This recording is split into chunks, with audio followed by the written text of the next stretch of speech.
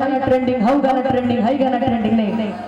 मंच पे हम जो गाते हैं मेरे सब भाई रिकॉर्ड करते हैं और उसको चढ़ाते हैं। माता रानी के आशीर्वाद से एक दो गाना ट्रेंडिंग में आ ही जाता है।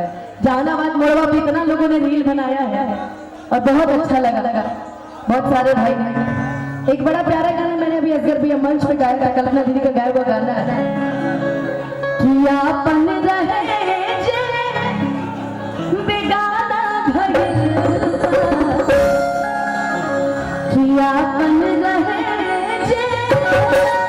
बेगाना भइल, सनम दूसरा दीवाना भइल, सनम दूसरा दीवाना भइल, नया यार से अब याराना भइल, नया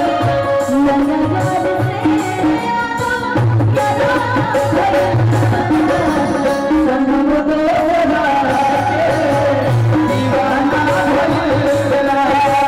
सनम दूसरा दीवाना भइल।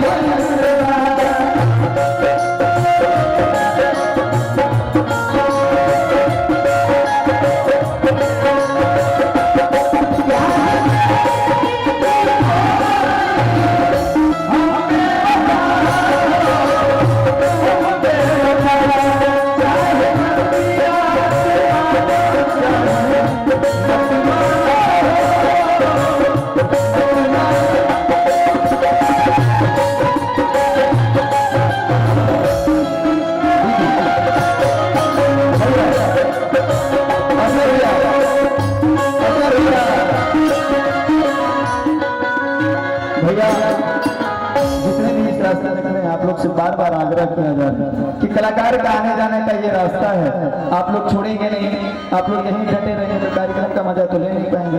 आग्रह है कि आप लोग पीछे चले जाइए, इधर जो भी खड़ा है रास्ता को क्लियर करके आप लोग पीछे चले जाइए। आप ही लोग ये कार्यक्रम कराया गया भाई, ये रास्ता को क्लियर कर दीजिए आप लोग। मीडिया भाई लोग से अनुरोध है जितना भी है भाई ये वाला रोड क्लियर करा दीजिए आप लोग। आइए अस्कर भैया दीवाना